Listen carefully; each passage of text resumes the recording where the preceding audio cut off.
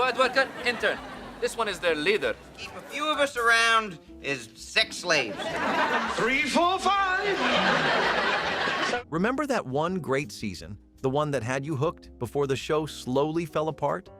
These sitcoms started strong, with sharp writing and real potential, only to lose their spark just as fast. What happens when a show's best moment is its very first season? There is something risky about taking a beloved character out of their original world and asking them to carry a show alone. Joey was proof of how easily that gamble can fail. After Friends ended, fans were still grieving. For 10 years, we had followed 6 people who felt like our own. We watched them grow, mess up, and get it right, together. And then, just 1 year later, Joey showed up, acting like we were supposed to just move on. He moved to Los Angeles, got a new apartment, new friends, new tone, and suddenly, Joey Tribbiani, who had always been funny, sweet, and a little dim, was recast as the star. And right away, it felt wrong. Joey was never built to lead. His charm came from being part of a larger puzzle, not the whole picture. You needed Monica's control, Chandler's sarcasm, Rachel's growth, Ross's spiral, and Phoebe's chaos to make Joey lovable. Take them away, and all his flaws floated to the top. The show tried to recreate the rhythm.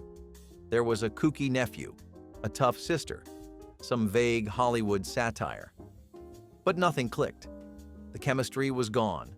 The pacing was off. And most of all, the emotional depth that had made Friends so rewatchable was nowhere to be found. Joey became broader, dumber. His innocence turned into obliviousness. His charm became a gag. And without the group around him, the writing had no one to balance it out. You could feel the show straining to make you laugh. Every line felt like a callback to something that had worked better somewhere else. It was not just a bad spinoff. It was a reminder of how fragile ensemble magic really is. Even the audience seemed confused. Was this the same Joey who once cried over a penguin named Hugsy, the one who helped Chandler propose? Now he was back in acting class, making sex jokes with characters we had no reason to care about. The first season had glimmers, moments where you wanted to root for him. But instead of ending there, on a note of curiosity or closure, the show dragged on into a second season that felt more like a contract than a story. By the time Joey was canceled, it was already too late. The character had been stretched, warped, and stripped of everything that made him work. This was not just a show that ran too long. This was a show that never should have gone beyond the pilot. And maybe the hardest part was watching Joey, so beloved, so warm, turned into something colder, emptier, and easier to forget. Some shows want so badly to be modern, they forget to be true. Whitney was one of those shows. Created by and starring comedian Whitney Cummings, the show positioned itself as an edgy relationship comedy for a new generation.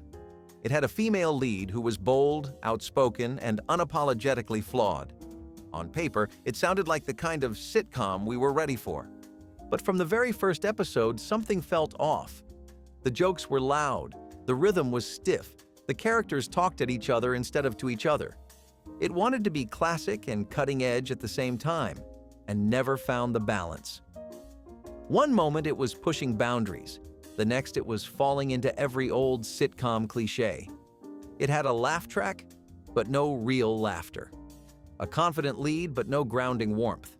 And every attempt to connect felt filtered through a wall of trying too hard.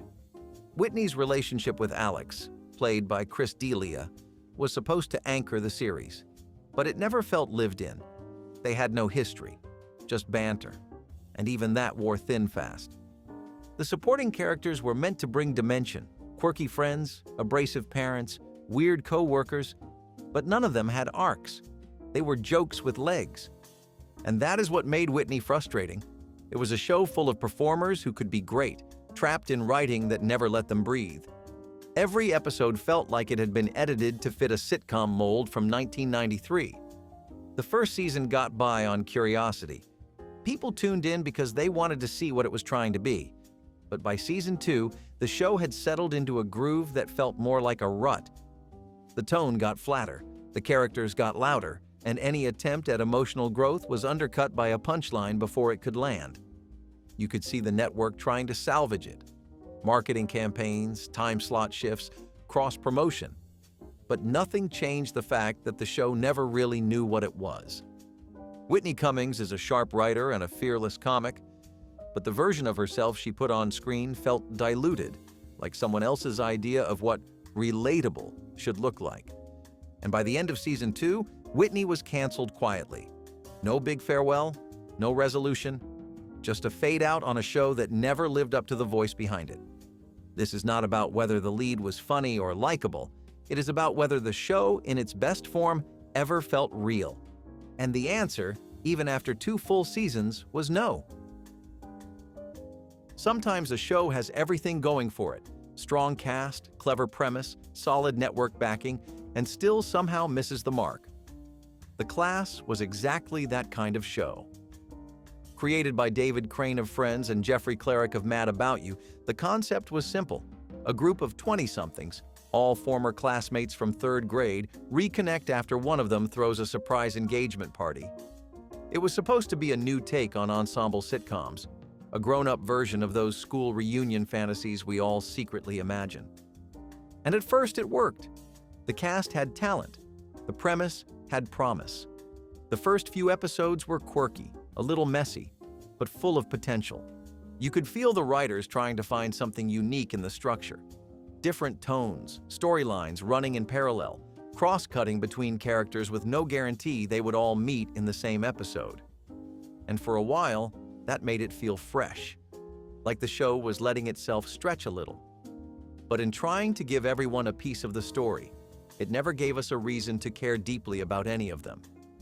There were too many characters, too many subplots, too many people who felt like they belonged in their own separate show. One guy was dealing with unrequited love. Another was in a crumbling marriage. One character was a rich diva, another a lovelorn nerd, and none of them seemed to operate in the same emotional world. It was like watching a group of strangers pretend to have shared history. And that was the biggest problem. Ensemble comedies only work when you believe the characters want to be in the room together. With The Class, it always felt like they were forced back into each other's lives by a writing decision, not an emotional one. The jokes were fine, the pacing was fast, the acting was strong, but the heart never showed up. It had all the pieces of a great sitcom, but no center, nothing holding it all together. The best episodes were the ones that focused on 2 or 3 people at a time. But those episodes also made you realize how little you missed the rest of the group when they were not there. By the time the show found its footing, somewhere around episode 15, it was too late. The ratings had dropped, the buzz had fizzled, and the show that was meant to be CBS's big comedy comeback ended without a real finale. Looking back, The Class should have ended after season 1, not because it was terrible, but because it never figured out what it wanted to be. It had moments. But moments are not enough when no one is quite sure what the story is about. The cast all went on to do better things. The creators already had better things behind them. And the show? It quietly joined the long list of sitcoms that felt like an idea, not a connection. There are sitcoms that fade away after one season, and then there are sitcoms that vanish after one episode. Emily's Reasons Why Not did the latter, and somehow it still left a bad taste behind. Based on a novel and starring Heather Graham, the show followed Emily, a successful self-help book editor with a disastrous love life, navigating dating with the help of a checklist of reasons for why each new man would not work.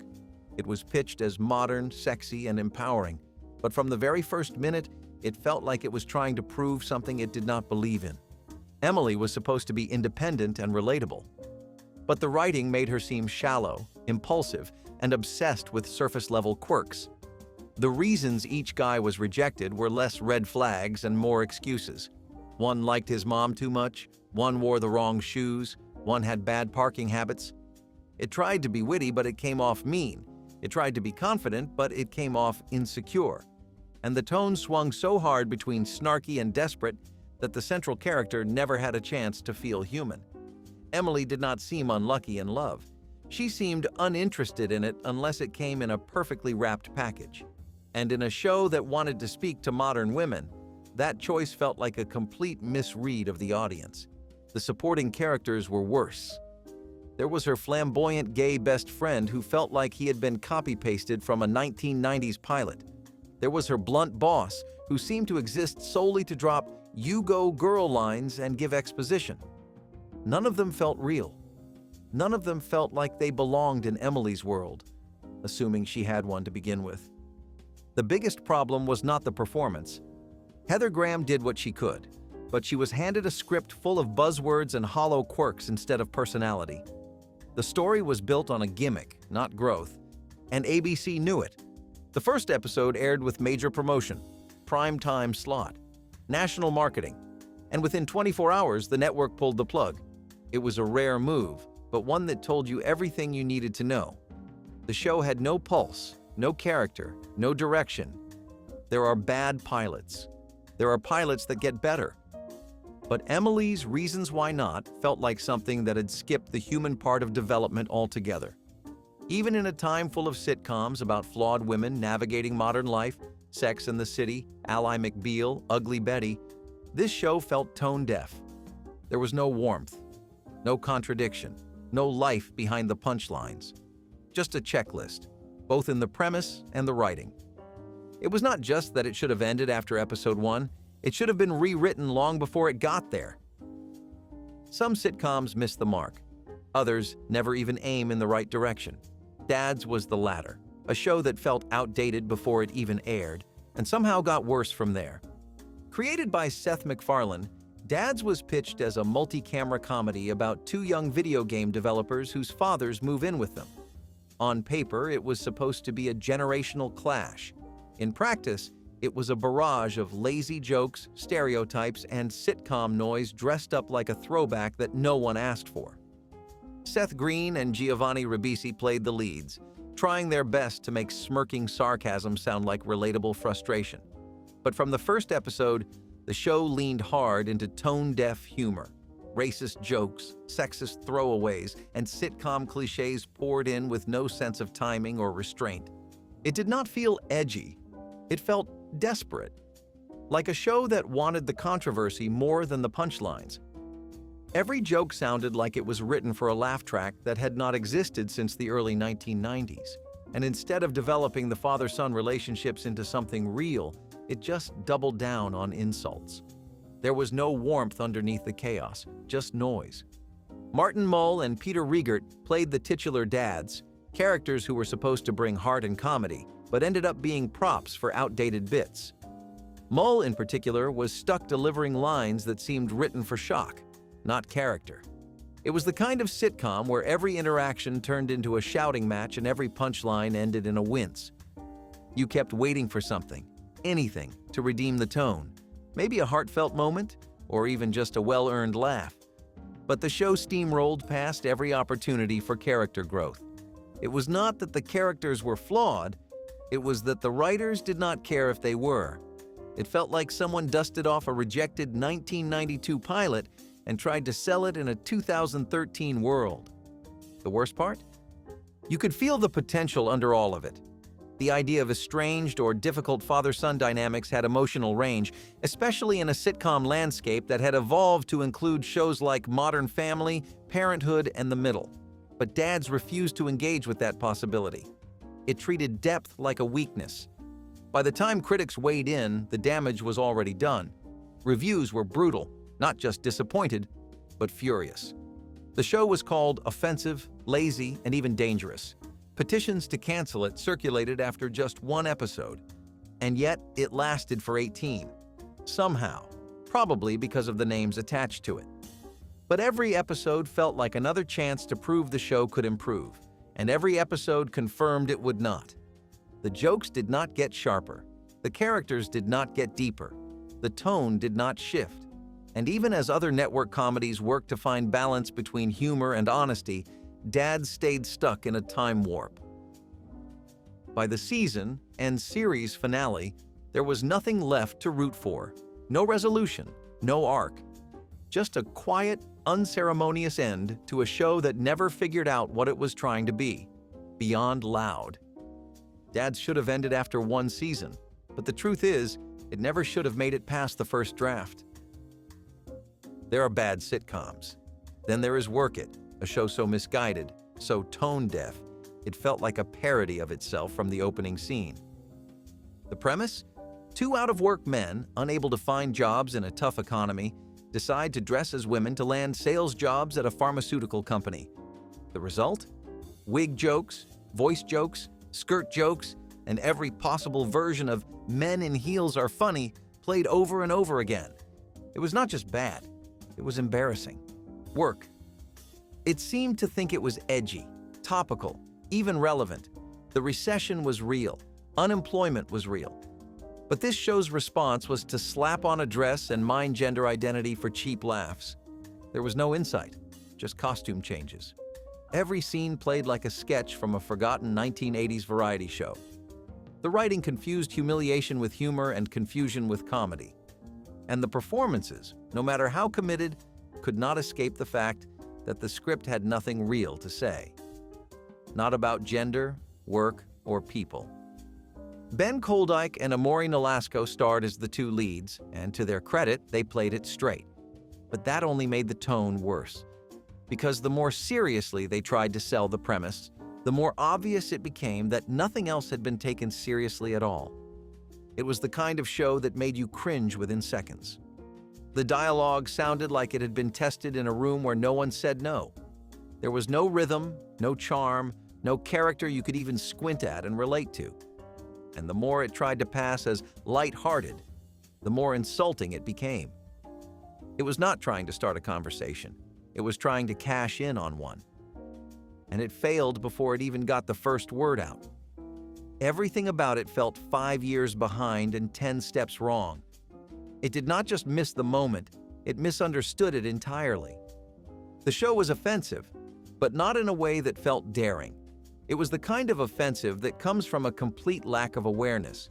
Jokes about periods, bras, hormones, none of it felt like commentary. It was all surface, all setup, no story, and even worse, it missed the moment entirely. In 2012, conversations about gender, identity, and representation were already evolving. Transparent and orange is the new black were on the horizon. Audiences were asking for nuance, not novelty. But work. It did not hear them. It looked backward instead of forward, and in doing so, it made itself irrelevant before it even began. The backlash was immediate. Critics slammed it. Viewers called it regressive. Advocacy groups demanded it be pulled. And ABC, recognizing the storm, quietly canceled it after just 2 episodes. But those 2 episodes were enough. Enough to show that a show can be greenlit without understanding what it is about. Enough to remind us how quickly bad writing, lazy structure, and shallow humor get exposed. Work It never had a chance. Not because the concept could not have worked in better hands, but because the show was never built to understand the people it was trying to imitate. It was not just a sitcom that should have ended after episode 1. It was one that should never have been made in the first place. There is a certain kind of sitcom that feels like it was designed in a boardroom. Man Up was that kind of sitcom, a show that tried to define modern masculinity and ended up delivering a long list of what not to do. It followed 3 middle-aged men struggling with the idea of what it meant to be a real man in today's world. The premise had potential. Masculinity was shifting. Gender roles were being questioned. And there was definitely room in the sitcom space for a series that addressed those ideas with humor and honesty. But Man Up chose noise instead of nuance. Each of the 3 leads was a stereotype. There was the sensitive gamer dad, the loud, beer-drinking best friend, and the out-of-touch corporate guy trying to hold it together. None of them were characters so much as punchline containers, each designed to represent a type rather than feel like a person. Even the group's dynamic felt artificial, like 3 men who had met at a casting call and never again. Their banter was too clean, too written, like a marketing team's idea of what guys talk about. And any moment that tried to be vulnerable or insightful was undercut by a throwaway joke about meat or video games. You kept waiting for the heart to show up, but it never did. Their friendship did not feel earned. It felt arranged. The kind of chemistry you can write into a pitch, but not into a scene. And by episode 3, the formula already felt tired. It was sitcom masculinity on autopilot. Every joke was about how men do not understand feelings, shop poorly, or get overwhelmed at kids' birthday parties. And instead of challenging that, the show kept confirming it. These were not flawed but lovable men. They were props in a skit about confused fatherhood, and the writing never gave them space to grow. There were attempts at heart, sure. A conversation here, a confession there. But every emotional moment was undercut by a joke so fast, you never got to sit with anything real. The pacing was relentless, and the tone was terrified of sincerity. Even the show's name, Man Up, told you what it thought of vulnerability. The women in the show were better written, but only slightly. They rolled their eyes. They corrected their husbands. They waited for the guys to figure it out. And then the cycle started again. It felt like a show stuck in the middle of a cultural shift it did not want to acknowledge. The writers wanted credit for saying, "Hey, men are complicated," while still writing scenes that said, "But also, men are dumb." By the 5th episode, it was clear there was no deeper plan. No commentary, no real character arcs. Just recycled setups about football, grilling, and feeling emasculated by everything from spa appointments to successful wives. The show was canceled after 8 episodes. The remaining 5 never aired in the United States, and most people forgot about it, if they had even known it aired in the first place. Man Up should have ended after season 1. But more than that, it should have started with a better question than, what happened to real men? Because when you start from a punchline, you usually end there too. Out of Practice had one of those classic sitcom formulas that always looks better on paper. A family of doctors, parents, kids, even in-laws, all dealing with each other, their egos, and their shared dysfunction. It had a cast full of talent: Henry Winkler, Stockard Channing, Ty Burrell before Modern Family, and Christopher Gorham as the one non-doctor son, the odd man out, the underachiever trying to get noticed in a family full of prestige. The setup was rich with potential. You had generational conflict, sibling rivalry, professional pride clashing with personal insecurity. All the ingredients were there. And yet, somehow nothing really stuck. Every scene felt like it was trying too hard. The jokes were fast, but thin. The relationships felt forced, like the characters knew they were supposed to bounce off each other, but had no actual chemistry. And instead of emotional payoff, we got volume. Every disagreement ended in yelling, every moment of growth ended in a joke. It was sitcom structure without sitcom soul. There were glimpses of something better. Stockard Channing could deliver a line with bite, and Henry Winkler still had perfect timing. But they were never allowed to settle into real characters. They were just battle-worn sitcom parents firing off punchlines from opposite couches. The family dynamic felt like it had been pulled from another show, one that had done the work to build history. And when the characters tried to connect, it was like watching strangers fake a hug. The tension was hollow. The warmth never arrived. The show positioned Christopher Gorham's character, Ben, as the relatable one, the one we were supposed to root for. But Ben never felt developed. He was mostly just there to react, not to drive anything forward. And his relationships with the rest of the cast, especially the romantic one with his brother's ex-wife, felt awkward, not endearing. Henry Winkler and Stockard Channing, both powerhouses, were underused. Their characters had potential, a divorced couple with unresolved issues still trying to parent adult children, but the writing never gave them more than surface-level bickering. They were funny, but not deep, present, but never essential. And then there was Ty Burrell, whose role as the smug, successful brother had early glimpses of what he would later master in Modern Family. But here, he was just snarky. No warmth, no balance, just arrogance without a point. The show was canceled after 1 season, and honestly, it never felt like it deserved more. Not because it was offensive, Not because it was mean, but because it never earned the emotion it kept hinting at. You could see what they were aiming for, something like Frasier, something like Parenthood, maybe even a touch of Arrested Development. But instead, it came off like a highlight reel for a show that had never aired. There were good actors, clean direction, a polished look, but no heart, no reason to come back after episode 1, let alone season 1. And that is the thing. A good pilot can trick you. A good cast can keep you watching for a little while.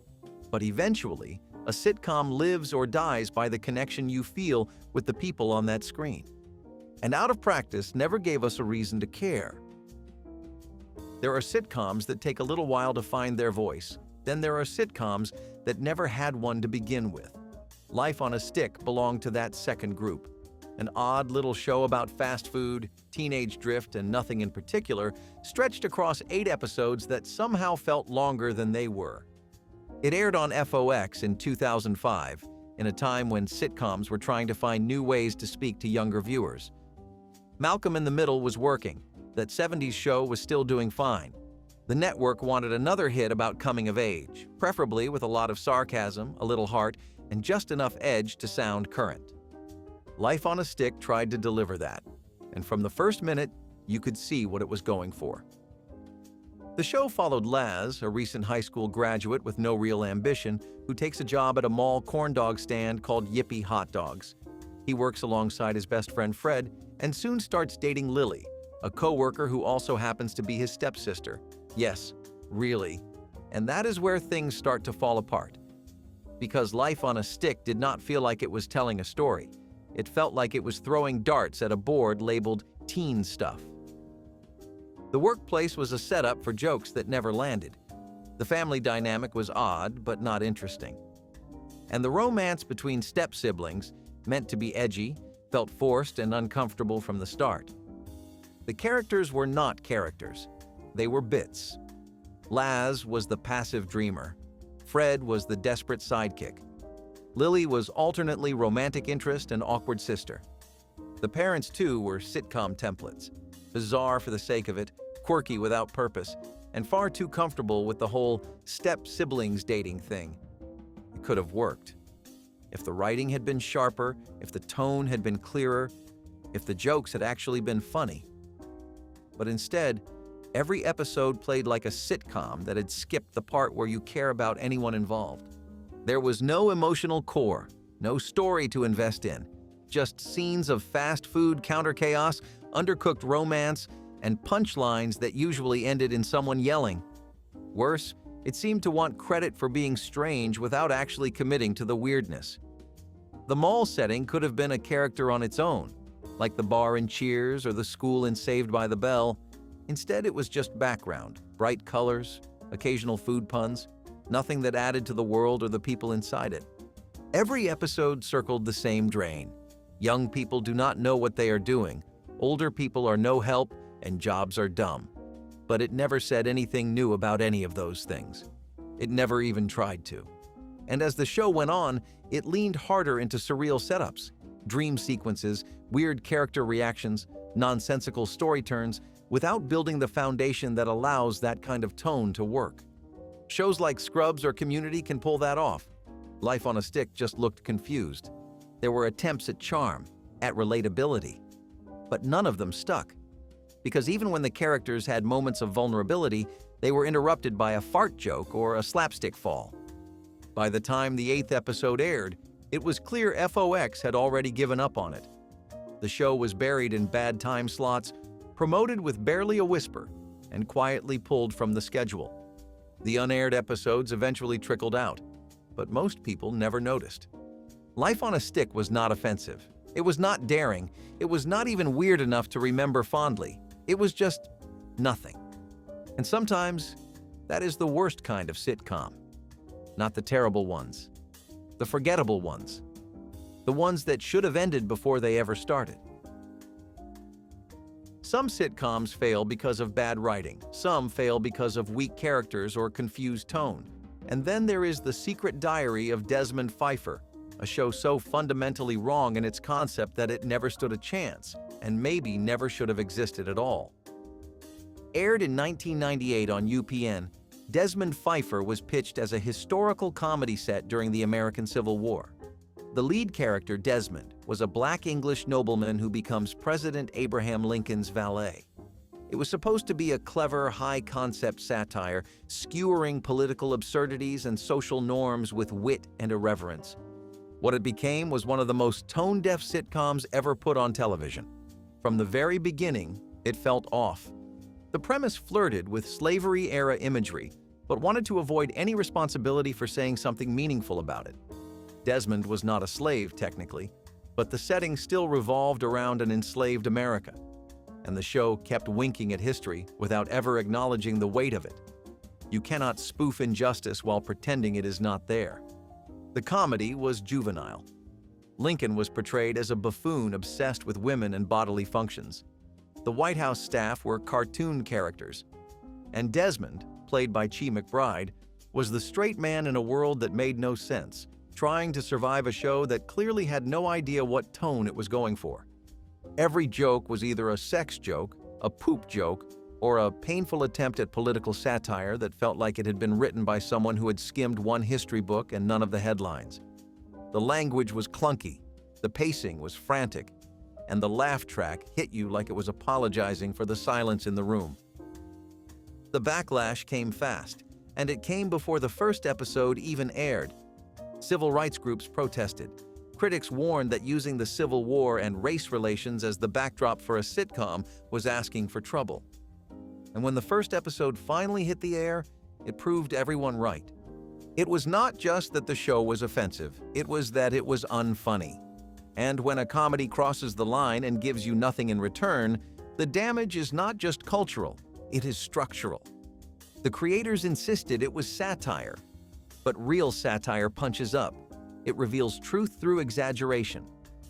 Desmond Feifer just exaggerated bad jokes and hoped no one would notice the context. UPN pulled the show after only one episode. A few more aired in international markets, and bootlegs surfaced later online. But in the United States, The Secret Diary of Desmond Feifer became a ghost, a case study in what happens when a network chases controversy and forgets about content. Chi McBride went on to do great work. He deserved better. Everyone involved probably did. But that does not change the fact that this show never should have made it past the pitch. Some sitcoms overstay their welcome. Others never had a welcome to begin with. The Secret Diary of Desmond Feifer was not just a show that should have ended after one episode. It was a show that never figured out if it wanted to make people laugh or just make them uncomfortable. Which of these sitcoms had you cheering in Season 1 and cringing by Season 2? Drop your pick in the comments, hit like if the promise faded fast, and subscribe so you never miss the shows that should have quit while they were ahead.